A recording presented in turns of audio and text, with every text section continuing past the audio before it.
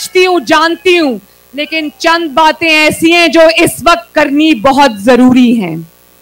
पाकिस्तान का नौजवान, जिसमें पाकिस्तान मुस्लिम लीग नून के सोशल मीडिया के कारकुन भी शामिल हैं, उनका किरदार सिर्फ सोशल मीडिया तक महदूद नहीं है।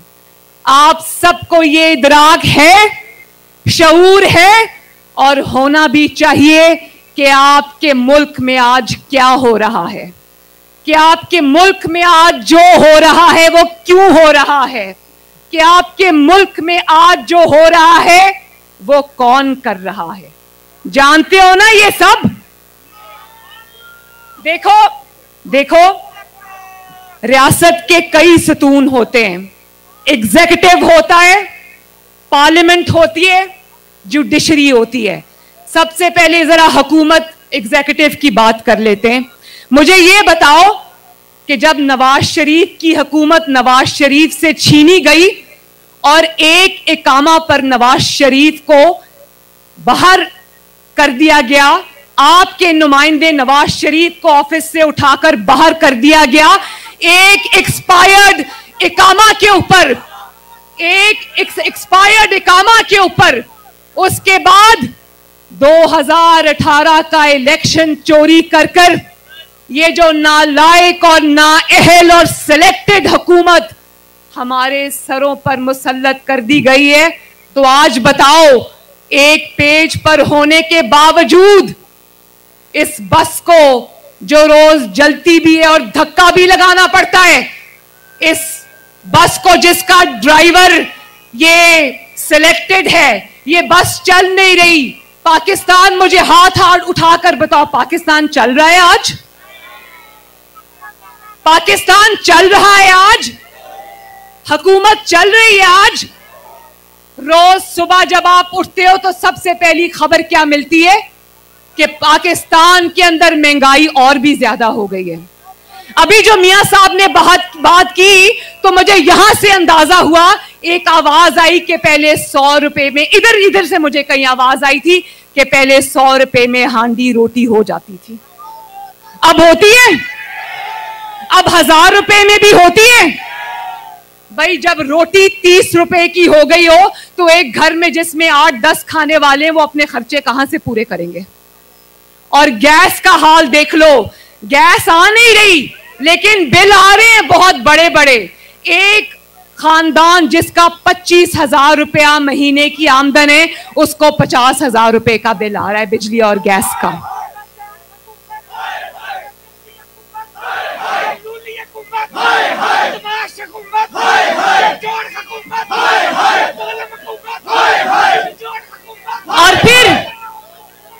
और फिर एक मिनट, वो पता है ना कौन कहता था कि सबज पासपोर्ट की इज्जत कराऊंगा? कौन कहता था?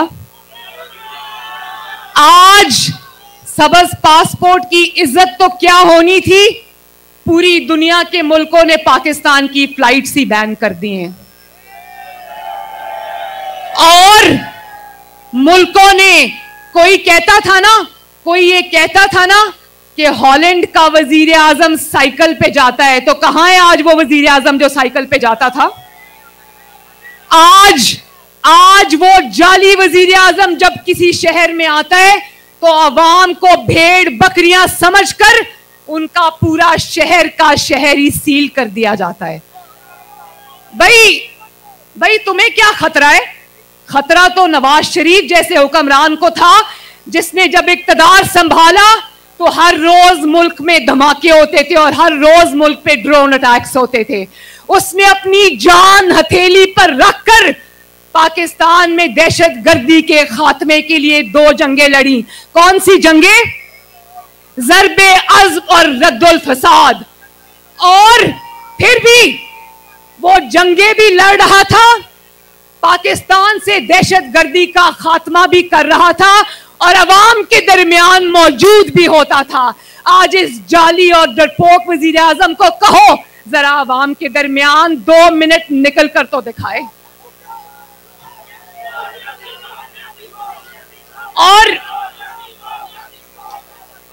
और मुल्तान की मुल्तान की मेरी तकरीर सुनी थी ना, मुल्तान की मेरी तकरीर सुनी थी ना। मुझे बहुत लोगों ने कहा कि वो जो तकरीर थी ना, लेकिन बंदा बहुत ईमानदार है। आपको पता है कि एलएनजी इसने बाहर से मंगवानी थी। वो इसलिए देर से मंगवाई क्योंकि इसके उन दोस्तों का जो इसके घरों के और किचन के और पार्टी के खर्चे चलाते, क्योंकि उनके फर्नेस ऑयल प्लांट्स हैं, और फर्नेस ऑयल प्लांट से जब ये बनती है तो आवाम को महंगी मिलती है। जानते हो कि 122 अरब का नुकसान हुआ आपका, और ये 122 अरब का नुकसान जो है ये किसका हुआ? आप जो अपनी खून पसीने और मेहनत की कमाई से जो टैक्स देते हो वो इनकी करप्शन की नजर हो जाता है, लेकिन बंदा बहुत ईमानदार है। बजाय इसके कि आवाम को सस्ती बिजली मिलती, इसके किचन का खर्चा चलाने वाले दोस्तों को फायदा हुआ, लेकिन बंदा बहुत ईमानदार है। और वो आला अदलिया की बात सुनी थी ना, सुप्रीम कोर्ट ने कहा कि बिलियन ट्री सुनामी के दरख्त कहां लगे, हमें तो कहीं नजर नहीं आ रहे, लगता है सारे दरख्त बनी गाला में लग गए हैं। लेकिन बंदा बहुत ईमानदार है। अब मुझे ये भी पता चला है, कल मुझे मेरी दादी का अफसोस करने एक बिजनेसमैन आए हुए थे। उन्होंने मुझे बताया कि हमारी बिजनेस जो उनकी इंडस्ट्री है उसके लिए एलएनजी की जरूरत पड़ती है। तो उन्होंने कहा जब नवाज शरीफ की हुकूमत थी तो एक के बाद एक जहाज एलएनजी लेकर समंदर के किनारे खड़ा होता था, और वो कहते हैं कि आज एलएनजी के इंतजार में सारी इंडस्ट्रीज बैठी हुई हैं कि हमें एलएनजी मिले। और फिर आ जाओ जरा अस्पतालों की तरफ। आज सुबह जब मैंने पढ़ा, कौन ये कहता था कि मोटरवे बनाने से कौमें नहीं बनती, अस्पताल और स्कूल बनाने चाहिए, तो मुझे हाथ उठाकर जरा बताना कि पूरे पाकिस्तान में, एक सूबा छोड़ ही दो, पूरे पाकिस्तान में क्या इस जाली हुकूमत ने एक भी अस्पताल बनाया? और आपको पता है, मैं सुबह पढ़ रही थी कि खैबर टीचिंग हॉस्पिटल जो कि केपीके में है, वहां पर आज ऑक्सीजन के सिलेंडर्स वक्त पर ना पहुंचने की वजह से 7 कोरोना में मुब्तला अफराद जान बहक हो गए। है कोई इसको पूछने वाला? कोई इसको आईना दिखाने वाला है कि तुम्हारे इतने बड़े बड़े दावे आज कहां गए? अस्पतालों में लिखकर लगा दिया गया है कि अगर स्ट्रेचर चाहिए या व्हील चेयर चाहिए गरीब मरीज को, उसको 20 रुपए देने पड़ेंगे, 20 रुपए। और आप ये जानते हैं कि जो लाहौर का शहबाज शरीफ ने चिल्ड्रन हॉस्पिटल बनाया था, उसमें 100 बच्चे सिर्फ फंड्स ना होने की वजह से वफात पा गए। 100 बच्चे, क्योंकि जो पंजाब हुकूमत उसको शहबाज शरीफ के वक्त में ग्रांट देती थी, वो जालिम हुकूमत में वो ग्रांट खत्म कर दी गई।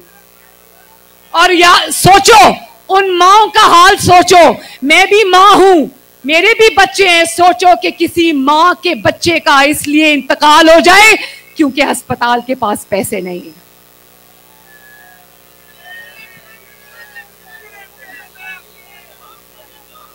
और फिर ये मेरी माएं, बहनें, बेटियां बैठी हैं, लॉ एंड ऑर्डर का ये हाल है कि वो याद है मोटरवे पर वो जो एक खातून की उसके बच्चों के सामने बेहुरमती का वाकया हुआ था, याद है ना? वो सारी खवातीन मुझे बताएं कि वो बेटी कौम की, पाकिस्तान की बेटी की बेहुरमती का वाकया किस किस को याद है? उसके बच्चों के सामने उसकी बेहुरमती की गई, और इनके हुकूमती एहलकार कहते हैं कि भाई उस औरत को क्या जरूरत थी रात को अकेले घर से निकलने की।